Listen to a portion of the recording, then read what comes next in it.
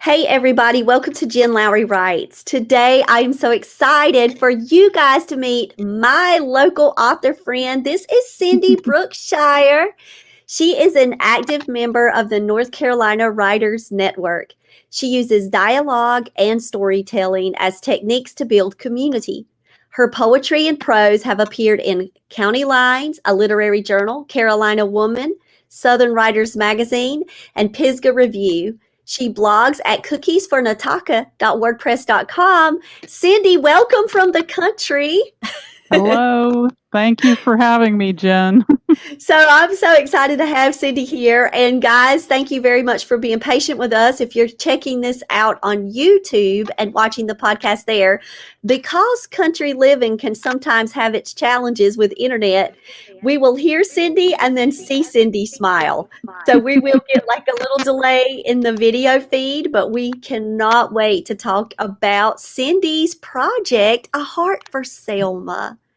Cindy, you got to hold that book up again, share it. Guys, look. And today I got to travel to the Johnston County Library because I wanted to get a picture of Cindy's display work there to honor community, to honor the people, the photographer of the book. Cindy, I'm so excited for you. Thank you. It's my first book. I'm 67 years old. You're never too late. Yes. So, Cindy, first book, did you ever expect A Heart for Selma to be born and to come? What No. happened? Tell me. I want to know, like, from idea, how did all of this start? Well, actually, I have been a business writer for like 40 years in Virginia. So I set aside creative writing. When I got here in North Carolina about 6 years ago, I said, okay, I'm going to work on my manuscript. So I actually, and this is what a lot of writers do, they have these thick manuscripts that they've been working on for 30 years, and they're in a bin underneath a bin. And so I actually have like 3 other books that I'm working on. But suddenly this came forward because I was at the Harrison Center for Active Living in Selma, which is the senior center. And I would go there once a week and I'd have like composition books and pencils. And I'd do this thing called Telling Our Stories. And I just wanted to encourage older people to tell their story. And it's not always that you have to do it in writing. You can do a quilt, you can write down your recipes, you can pull out photographs, that type of thing. But I had some people come, and there was one woman, her name was Eula B. Ivy. She was one of the first women auctioneers in North Carolina, and she just rattled off like 13 stories one after another, and I would audio record them, type them up, put them in a notebook so everyone at the senior center could read them. And one of the stories she told was about a Raleigh matron that put 13 ham biscuits on her plate when she was catering. And someone came into the kitchen and said, did you know what she did? She put 13 ham biscuits on her plate. You know, that type of stuff that you hear. And then another story was the current mayor pro tem of Selma. Her name is Jacqueline Lacey. She came in and she started telling a more serious story about racial divide in the town when she was growing up. And I just felt like I had to document that story. Also, get a waiver from her so that I could turn it into the Johnson County Heritage Center.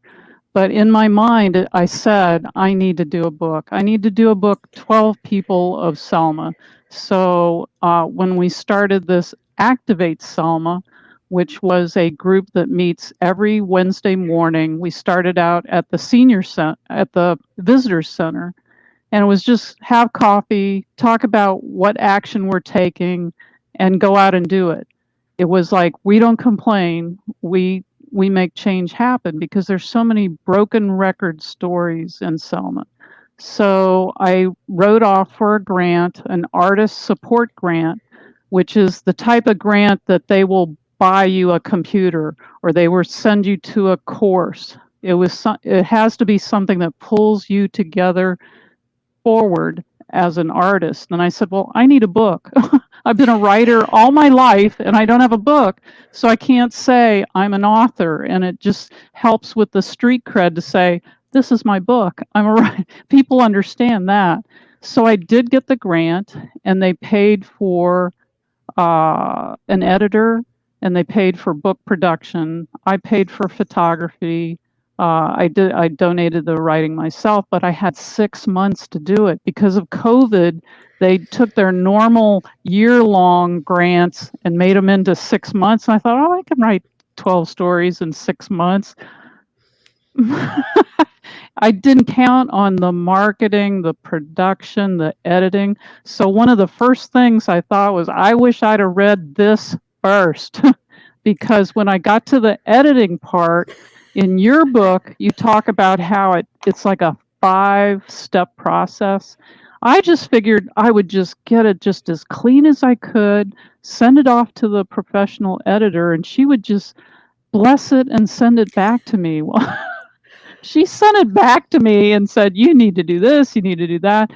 I literally was tearing it apart over again, and I got to the point where I was like in tears. I was like, I'm not going to make my grant deadline. There's just too much work. And it's like I just had to calm myself down and say, you're going to do this. The next time you're going to do it the 5-step way that you talk in your book. But anyway, I made the deadline. I got it out. And I'm now in that window of marketing. Between August 1st was when I said I've launched it, and I figure until September 16th, that's my drop dead. Okay, what have you written lately, and go on to the next project. But I'm working everything that I can to get the word out about the book. So, and it's fun. I'm having fun. So that arbitrary number, like you're starting August 1st and finalizing it September the 16th as a marketing Well, plan, was that something that you set for yourself? it was something I set for myself because I had seen many writers in Virginia and North Carolina. They'd self publish their book, they'd set up their uh, book launch or their book signing, and the books wouldn't be there yet. So I said, okay, I am ordering the books in August. I'm putting the signing September 16th. And so that would give me time to, like stores do soft opens. I'm like, I'll just do a soft marketing plan. Well, it hasn't been like that. It's been like, boom, everyone wants to know about this book. So I almost don't even need to do the book signing September 16th. Although I do need to order more books because I have run out of them. I ordered 300. I've placed or sold 260. I have 40 left in my car. So I'm trying to figure out that I don't want to order too many and have them sitting in my garage for the next 10 years, but enough that I can do that signing on September the 16th. So I love how you said the book is pretty much selling itself, that it has taken Yeah. over and has brought life to the community because now they have a book that showcases a heart for Selma. What kind of title? Look at that. The title speaks for itself. Well, the other thing is my faith. I live in Pine Level, but I feel drawn to Selma, and I think it was God sent me to Selma. And I don't know why he did because it really did not look good when I first stepped into the visitor center. In fact, I would drive by the visitor center and it would say closed. And then I'd drive by again and say closed. And I'm like, okay, what kind of town has a visitor center that's never open? So I volunteered, and this guy named Timmy said, come next Thursday. And I came on Thursday, and he left me there. Don't know anything about Selma, and he left me there. And I'm such a timid, meek person. I just sat at the desk and like I'm waiting for people to come in, and no one came in. And I'm just sitting there, and I start looking around. Then I realize the brochures are like a year old, and there's dust, and the desk is slightly leaning, and there's an old TV mounted on the wall, and I'm like, okay, something's wrong here. So I called the visitor center and I said, hi, I'm in the Selma Visitor Center. Can I get some new brochures? And they were like, we didn't even know there was a Selma Visitor Center. So someone came out and she literally just made this mountain of brochures, like, you got to throw all this out. She gave me new posters for the wall. I got Pine Level Furniture to donate some rockers, some red Troutman rockers, and got rid of the leaning desk and the mounted TV, and then started investigating Selma. And a woman named Suzanne Pote, she used to do a platform design. She said, you need to not just sit in the visitor center, you need to go out and meet the people in the town. And so I did do like an art pop-up and some other like artistic type things. And out of that, there were like 3 other people that would meet me every Wednesday morning. We called ourselves 4 Cup Selma, because we were all like, what can we do? What can we do to help this town? And so we realized we needed to change ourselves. And I think that's why my faith came through, because you can't change a town, you can't change anybody else. You can change yourself. And the only way to do that is to listen to the creator working through you. So I look at him as the creator. I am the scribe. And I'm like, okay, what do you want me to do? And that's when I applied for the grant and started writing the stories. So, Like and the this other is people, the stories are all of people and their faith. What drew them to Selma? What brought them to different breaking points? What brought them to mountain highs? What made them figure I'm in the right direction? I mean, one of them is a minister who became minister at Selma Baptist Church, and he drove into town. He saw the depot and he's like, oh, this is a cool little place. And then he started driving around town. He's like, oh my gosh, what's going on here? And he did a prayer walk when he took his call to the church. He did a prayer walk in downtown, and he would stop at each building and prayed for it. And a voice told him, don't look at it as it is, look at it as it's going to be. And he just held on to that. So every story has something in it that gives you a grain of hope and makes you see that Selma isn't buildings, it's people. It's the people who have lived here, 60, 70, 150 years, and we all are just the current, stewards of the town. We're on the shoulders of the people that came before us, and they were people of faith also. I absolutely love this story, and I love how you have accepted it as it is a part of your calling because you volunteered. It started out as you driving by and being led to volunteer at an unlikely place, a place where you don't know the Yeah. town, you don't know, and no one else knew about the visitor center either, apparently, but God And it's knew. a Yes, that's it. I could see him everywhere. And the people who would come in would be people who had left Selma, and they would be like, what happened to Selma? Or it'd be local residents, just coming in to talk, or what I called the walkers. There were several people that just walk around town almost all day long.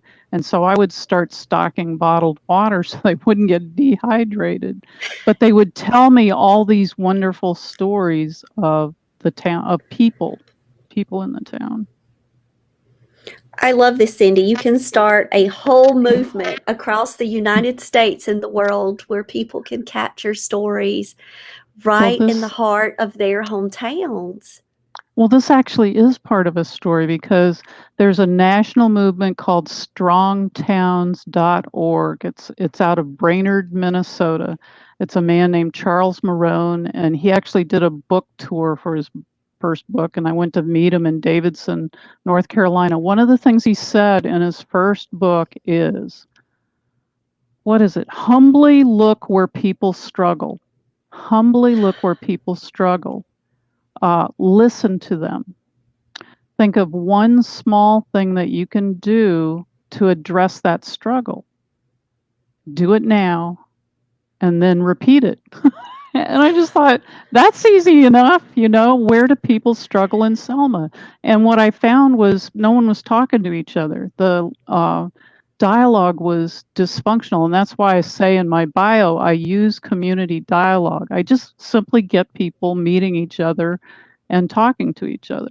So as um, even last week, we move our meetings on Wednesday mornings for Activate Selma to different places, and we were in this place on Rayford Street, and the woman who has her business in that building did not know the woman across the street who's been in business for like 30 years, had never met. So it's simply, and this is what we did in neighborhoods in Manassas, Virginia. We would meet, we would have hot dogs, we would have a yard sale, and realize that people didn't even know their neighbors across the street. And once you get to meet and talk to each other, then things change. I love that so much. And so, yes, dialogue and storytelling as techniques to build community. And you're living that. You're living that bio Mhm. out in practice. Yes, yes. So, so business writer to this project, but you said you had Mhm. three others. And then all of a sudden, a Heart for Selma moved in and took over and Yes, bulldozed everything aside. right. So, what's happening with you now that you have got this project out and about? It is a bestseller on paperback on Amazon. Congratulations for everything you're doing to highlight your stories of your community.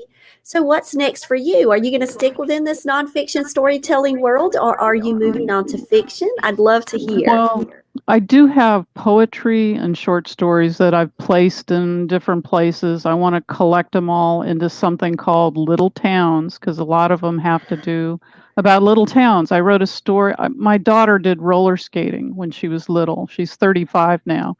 But every Saturday morning, I would sit in the roller rink while she did her thing, and I'd write a story about it. So I'd call it Saturday Morning Skate. So it's almost like putting these stories and poems to bed in a little thing called Little Towns. And so this is another idea I got from you. When you talked to the Johnson County Writers Group, you said you start out by having a picture of your book cover.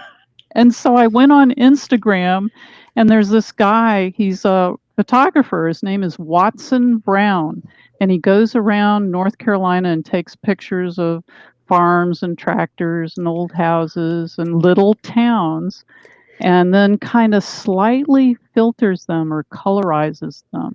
They're just beautiful. So I contacted him uh, 2 days ago and I said, I want to use one of your photos. What's it going to cost? And I was like, yeah. He said $100 for a one time use for a book cover. So I'm like, yeah, I can afford that. So I've narrowed it down to 9 different pictures, and when I get the one that I feel, and I pray over this, which one do you want? Because the book cover is so important. That's what sells the book. And he has like 19,000 followers on Instagram. So I want to use one of his photos because his fans are going to want to see it, and then put my, it's, I call it putting them to bed, putting my stories and my poems to bed, I and love then that. work, and then getting the bin under the bin and get the manuscripts out that I know need a whole lot of work. I mean, they really are in the middle, but I need to go ahead and face them. You know, what I write is a lot of memoir, and it's very personal and painful even. So facing up to it is even hard, but I know that's another thing that God wants me to do. In fact, one of the things I'm doing in Clayton Library just got a grant with the NEA Big Read. So they're encouraging the entire town of Clayton to read Sandra Cisneros, The House on Mango Street. So the Johnson County Writers Group is going to have 4 workshops. One of them is this fall, the other 3 are in 2022, but they're all using this as a prompt, and the chapters are very short. I mean, they're like 2 pages, like that that long, so you can actually read them as part of the workshop and then encourage people to write and then take the book home and read it. but one of the issues is domestic abuse. So I'm going to get Kay Johnson with Harbor Inc. She's going to facilitate. The workshop will be run by writers, but she'll be there to facilitate, because when you start getting people writing about very sensitive issues, you need someone there to kind of, you know, you don't want to send them out on the street after they, ripped open an old wound or anything. And then the other 3 workshops are like memoir writing, writing a family poem, and then another thing, a second generation immigrant, Miriam Amado Lopez. She's from Selma. She's going to help me with one on the issues, because Sandra is a Mexican American. And so there's a lot of immigrants in Clayton. So we're hoping to address that issue of making a new home somewhere where you're not familiar. Now, Miriam grew up in Selma, but she didn't feel welcome there because she kept getting stopped by the police, like regular stops, because they were profiling her. And so she moved away. She moved to Smithfield. And she said, I love Selma, but I got tired of being stopped by the police. So it's when you can bring those kind of issues out and write about them and talk about them, I think it heals a community and makes change happen. Love it. Using story for change and using books that matter that can also help build that bridge in community. Yeah. Yeah, that was Joy Garrettson did all the grant writing to get this with Hokut Ellington Memorial Library. So she did all the hard work to get this. And it's not just writing workshops. There's going to be like musical performances and theater and everything. It's a huge grant. Nice. Congratulations. And that also is a testament to you and the writer community. So encourage other people that are listening right now but may not have joined a writing community, and talk to them about that power of connection. You're not alone. And that's the other thing I learned about this book. I thought it was going to be my thing that I had to do all by myself, and that's not true. I needed an editor, a book producer, a photographer. The photographer is Katya Gentes. I tried to get a professional photographer and I couldn't get him. He was too busy. She's a barista at Coffee on Rayford in Selma. She's 17 years old. She needed somebody to help her build her portfolio. And I said, okay, I'm going to take a chance. Well, the grant report wanted to know how many youth I used in my project. And I was like, 1. She's right there. So a lot of it's serendipity, it's God, it's putting yourself out there, because I had to make myself vulnerable. I couldn't do this alone. There were 23 people involved in this project. It wasn't just 12 interviews, it was 18 interviews. And the stories, like I said, are very personal. And in fact, the way I wrote them, I interviewed them, and the first version was always the roughest one. Like, I'm putting everything out there that you told me. And then they would come back and I was surprised at the level of, yeah, go ahead and say that, because people need to hear it.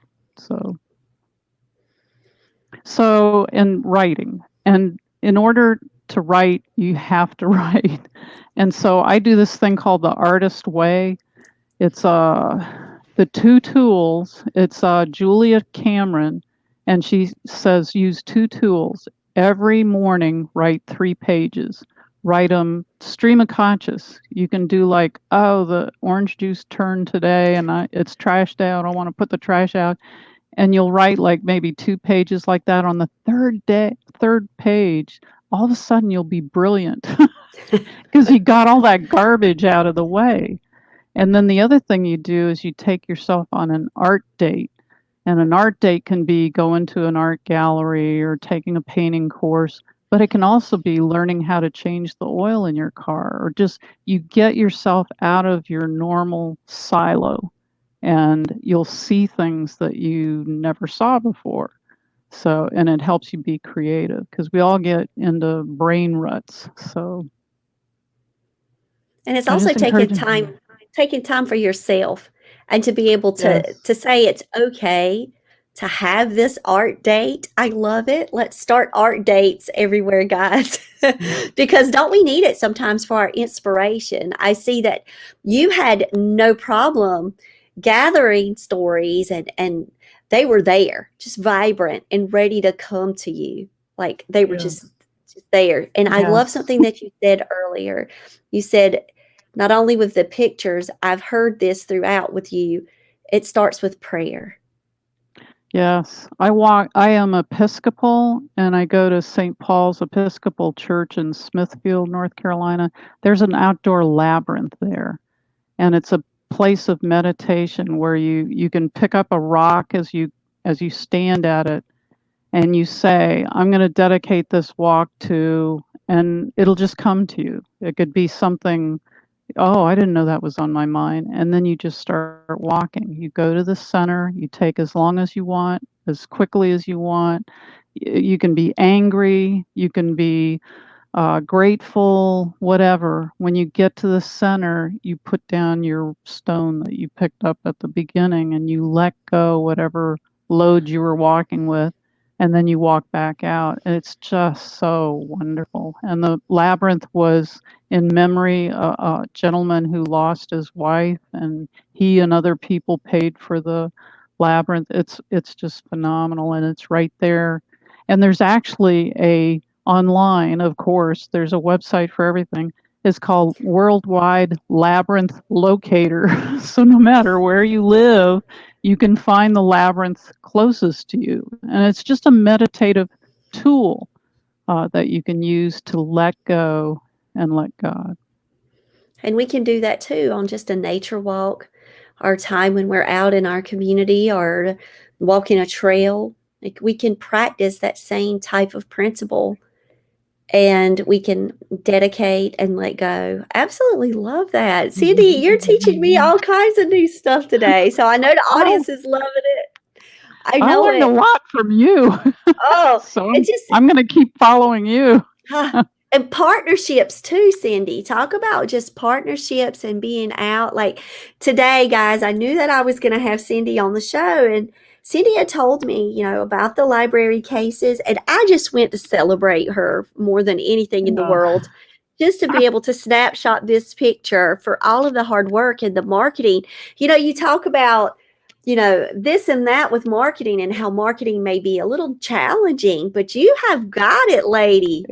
It's weird. I was on my book cover was on the electronic sign at the Selma Fire Department. So I drove there at 5:30 in the morning to take a picture of it so I could put it on Instagram. But I just thought that was so cool. And then I put the book in a little free library too. The one Wilma Bassetti in Pine Level, she has one in her front yard with a little bench. And I was like, this is the biggest thrill. It's not accepting the National Book Award. It's having my book in the local little free library. I love it so much. So now, guys, have you heard? Have you heard already some new tips that you can go on? I hope you have your journals out. If not, you could just re-listen to everything that Cindy is sharing. So, Cindy, about authentically just sharing out your story and now having to order more. Like getting it into that Yeah. local shop, that local community, because it is to celebrate Selma. And that transition into that. How was that for you? Just walking up and pitching your book.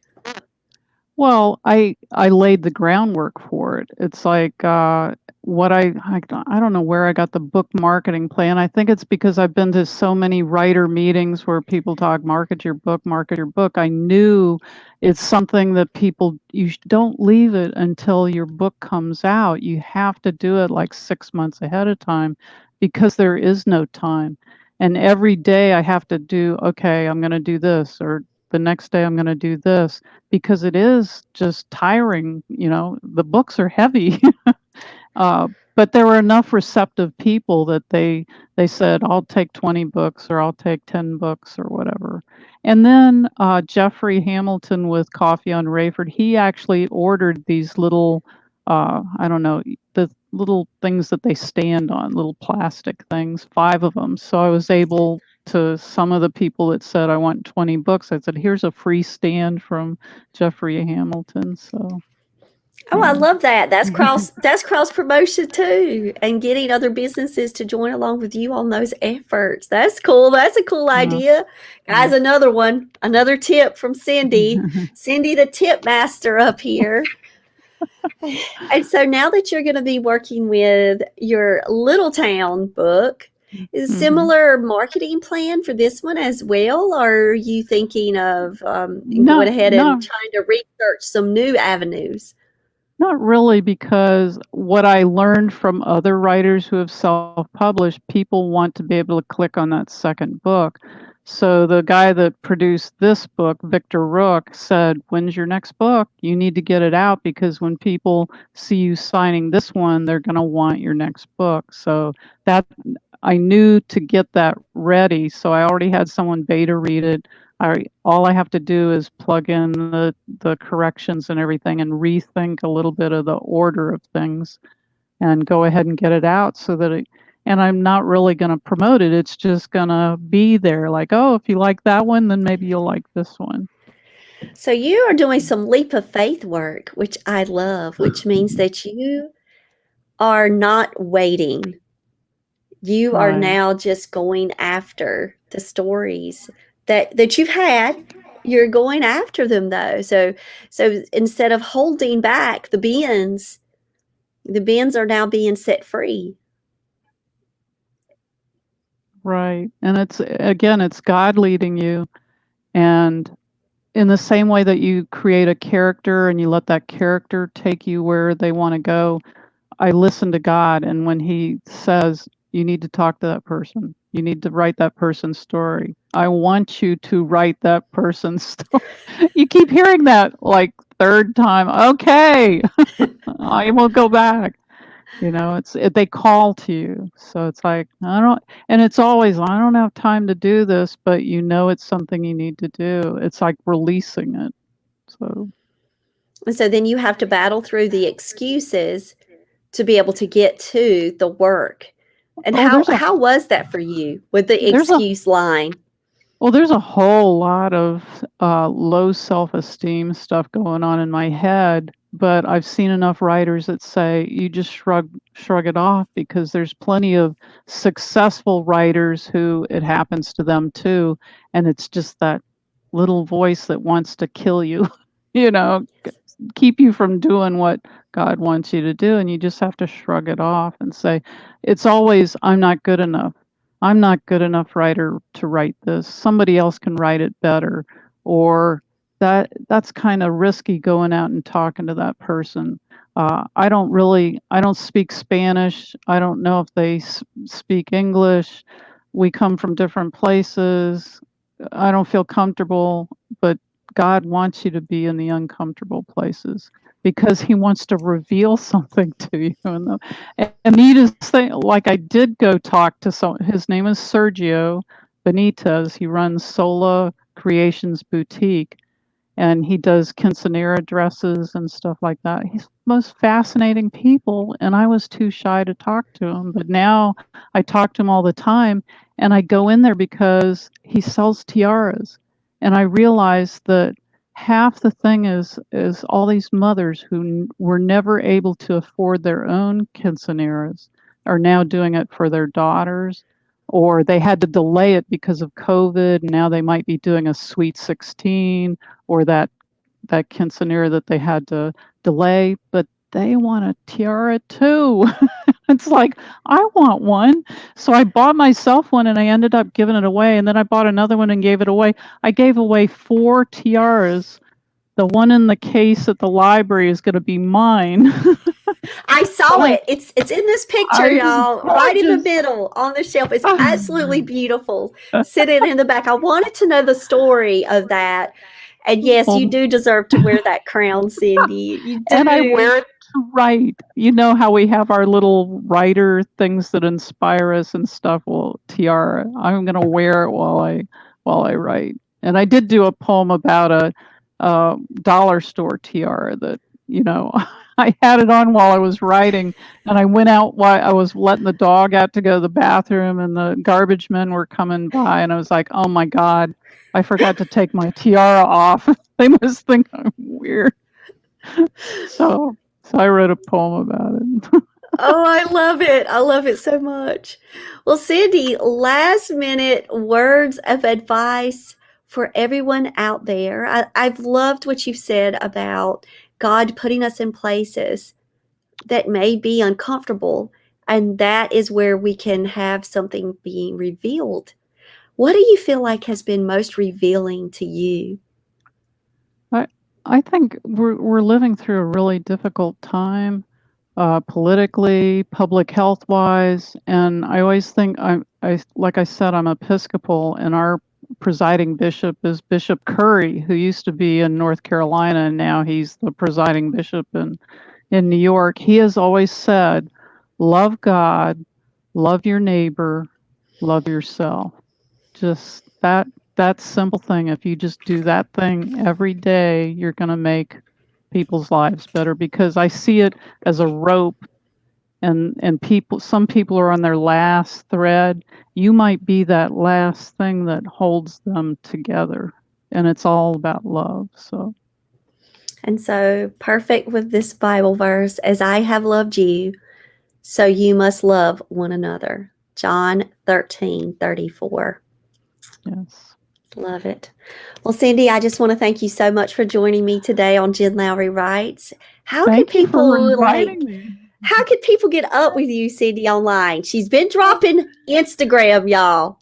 So Cindy's on the Instagram. We got to go and get there. I've followed her. You can find her through my friends list on Jen Lowry Writes. But Cindy, tell them how they can find you directly on Instagram and where you like to live on social media. Oh, I live best on Facebook, and you can just look me up, Cindy Brookshire author, or Cindy Brookshire, and you can friend me if I know you, because I get nervous about there's a lot of people with fake profiles, especially on Instagram. So on Instagram, it's at Cindy, or the loop thing, Cindy Brookshire. It's pretty simple.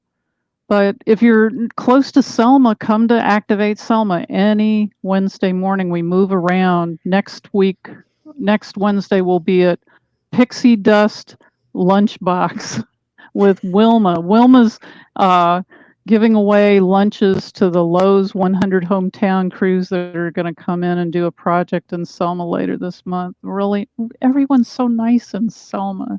So just come see us in Selma. Ask All right. anybody, they know where I hang out. I hang out at the coffee shop, Coffee on Rayford.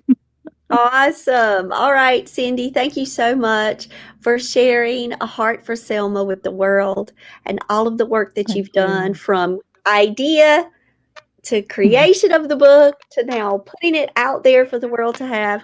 Just thank you for all that Oh, you've done, Cindy. and can I say it was supported by the United Arts Council of Raleigh and Wake County and the North Carolina Arts Council. That was the grant, and I really Yes, appreciated them. the stamp is on the back cover, guys, of the Yes, book. You can see it yes, beautifully stamped, grant approved. Thank you so much, yes. Cindy. Just hugs to you and all that you're doing. And thank you for just Thank being a you. friend to me. I just love you. I love your spirit. I love your kind heart. And guys, Cindy is so willing. Like, she learned something and she's sharing it out with the world. And that's how we can make it a better place. So, more people like you, Cindy. We need you. Thank, thank you. Thanks for inviting me. All Everybody right, take guys. care. Y'all have a blessed day. I'll talk with y'all later.